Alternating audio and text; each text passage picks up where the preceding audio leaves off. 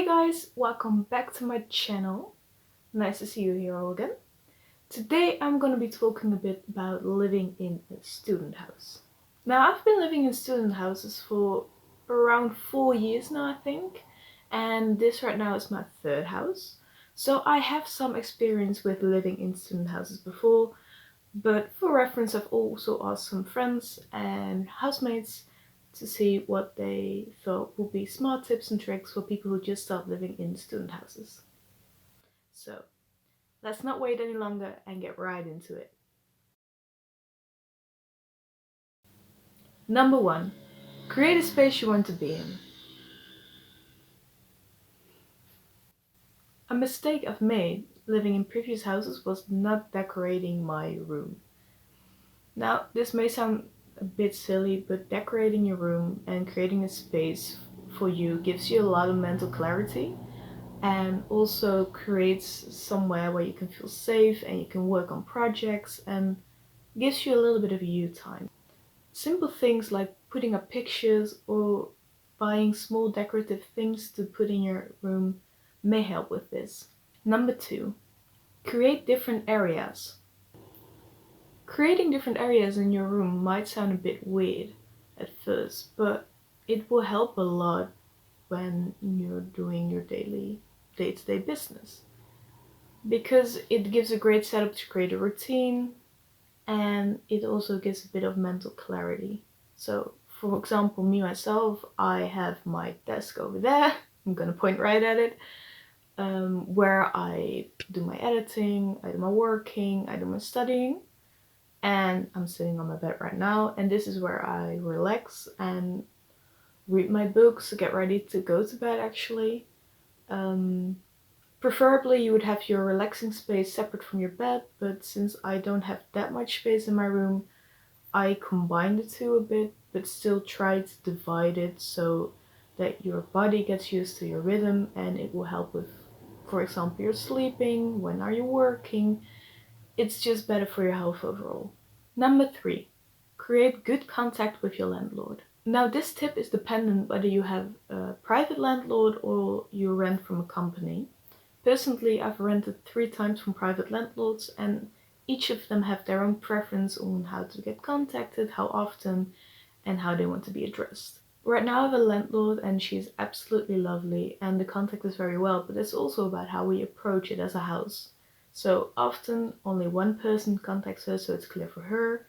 And also we try to keep the contact at a minimum and only message her when we really need her, so she doesn't have a lot of mental clutter about this house, and if we need something fixed she will be right on it. Number 4, set some rules with your roommates.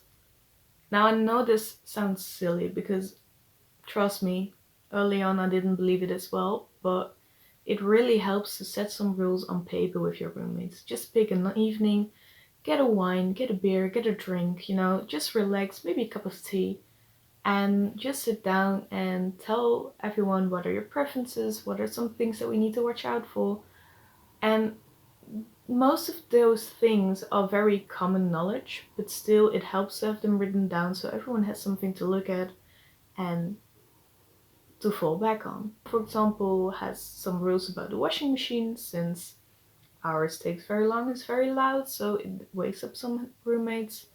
Also, we have some things about the dishes, about the trash, about how we communicate whether someone is coming over or not. So it's just that everyone has a space they feel comfortable in. Number 5, a cleaning schedule. A cleaning schedule is a very easy way to clean up your house with your roommates. Our house, for example, we have 5 people in total, so we have 5 different tasks that need to be done weekly, and we roulette between them through the weeks. When we get to the end of the schedule, we'll create a new one, and so everyone has a smaller task and the house keeps getting cleaned and it keeps it neat and tidy. Number 6, laundry. Figure out your laundry. Whether it's going to the laundromat or having your own washing machine, there's nothing worse than having no clean towels or no outfit to wear to that awesome party. So figure out how you're gonna do your laundry, when you're gonna do your laundry, and how much time it's gonna take. And also, buy a laundry basket. Number 7, groceries.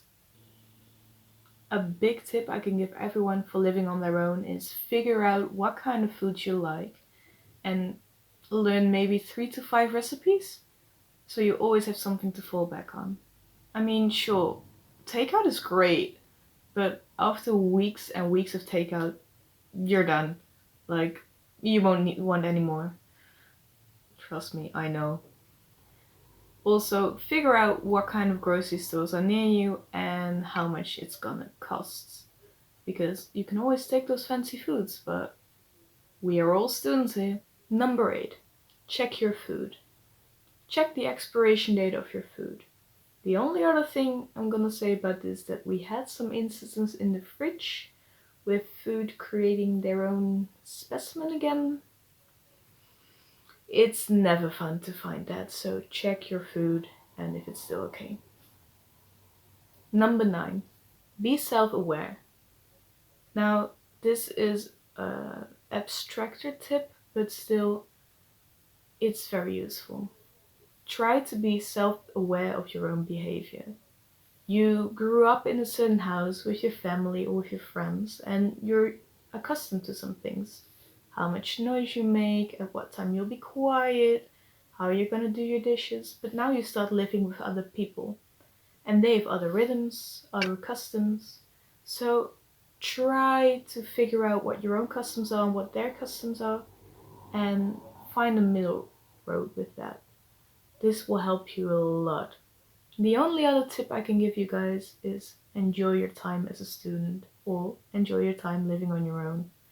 It's a period of your life that you won't easily forget, and I'm not trying to preach it's the greatest time of your life because I don't even know that.